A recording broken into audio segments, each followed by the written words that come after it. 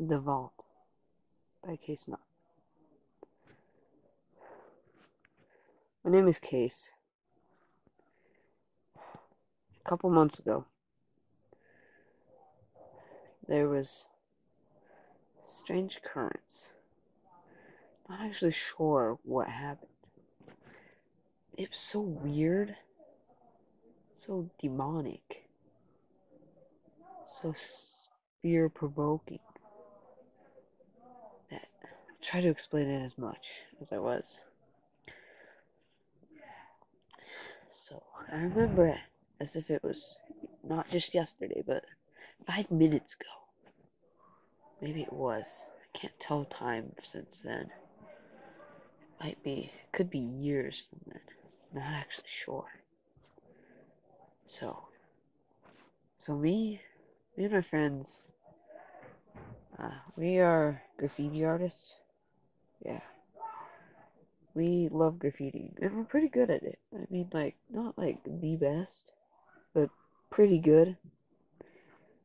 And we heard about this town that pretty much abandoned. It was pretty much abandoned, cause in its heyday, there was it was a coal town, and the coal, it didn't run out, but something or someone lit it on fire, and it's still burning to this day. There are holes throughout, sinkholes that smoke rises from. You can feel the warmth coming from the earth if you put your hand on it, or just a couple centimeters above. So whenever snow falls, it always melts. This is in Arizona desert. Snow, yeah. You wouldn't think, but it actually did snow there. Well, it did. I say did. It snows, but it never like settled. So it was just like hail. It didn't build up. It just settled. I mean, it didn't settle. So we were going. So we heard about the town, yeah, and heard it had a giant bank with no graffiti in it, as if it was just normal.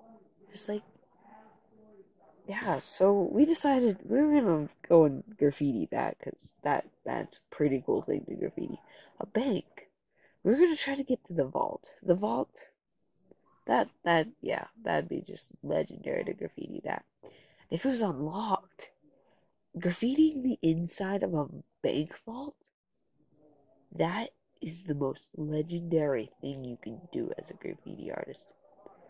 So, we picked a date. I think it was April 15th, 2006. So we picked a date. We were going around three in the morning. We arrived there, and as we see the welcome to Smoking Barrel, that's what the town was called. That's the town sign. It was above the road. As like as if it was a ranch. But one of the poles was sunken into the earth, and it was leaning and kind of broken. So we drove through, and there were potholes and stuff all over the roads. Some of the buildings were missing because of sinkholes, because the coal would burn and then leave caves that would collapse into sinkholes. And then there would be smoke rising. So we got there, and there were cars, all periods. We didn't like periods of time. There were some of like the first cars ever, but then there were modern cars. Not actually sure why, because why would there be modern cars there? It was a pretty old town, like the 30s, yeah, really old. So we went to a store, just a random store. I think it was called I don't know. I can't remember. But we went inside.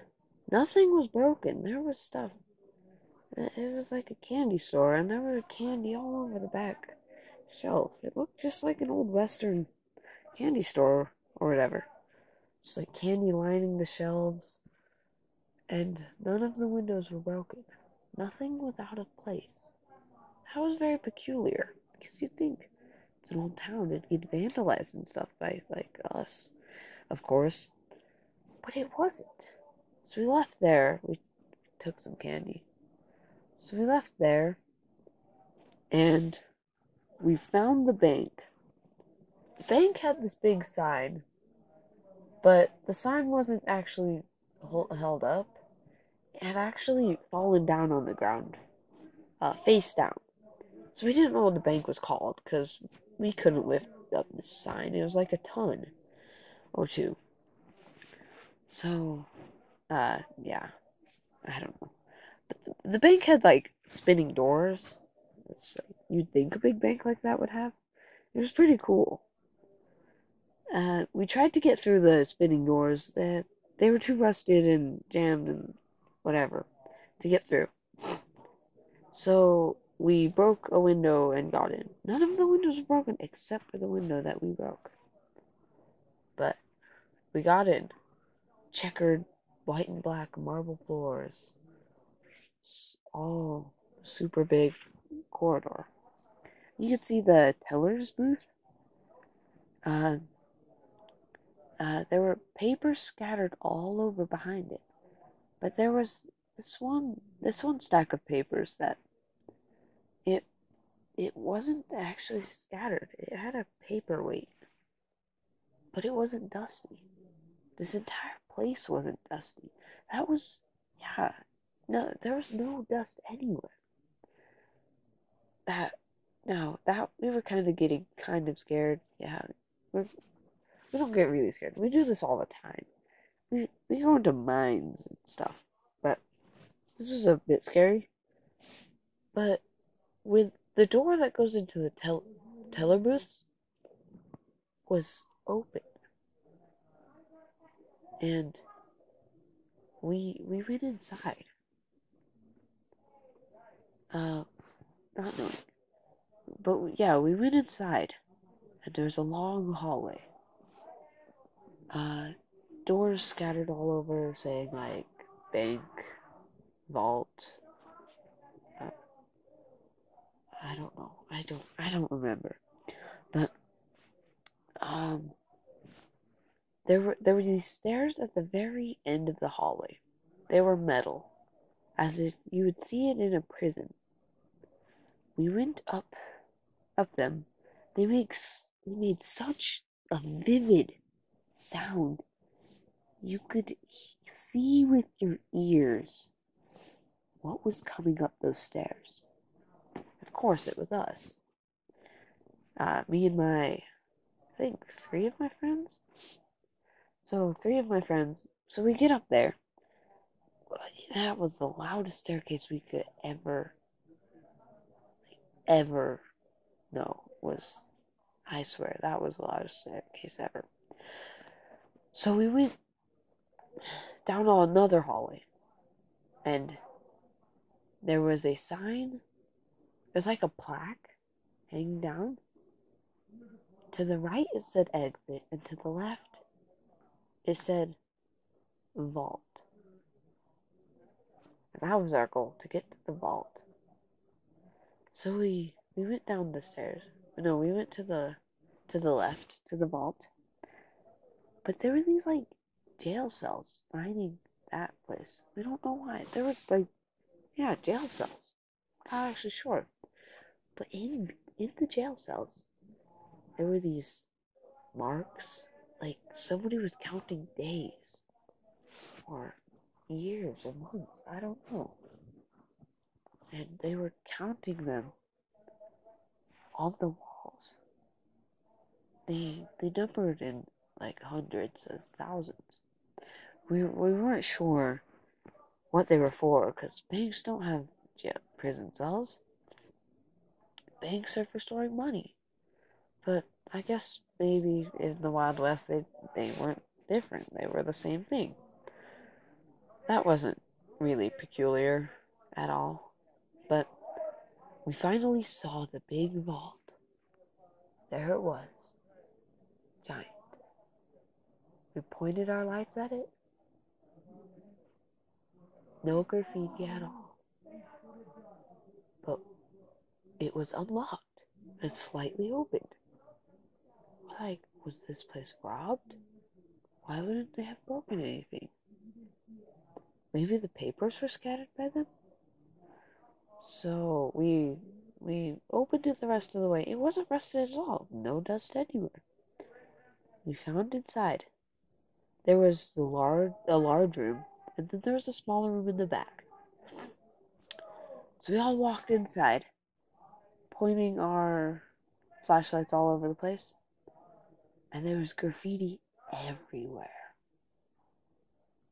Everywhere. All over this.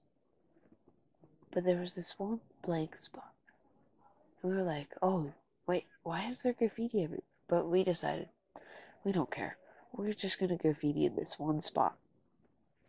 So we went to the spot. It was on the far left corner.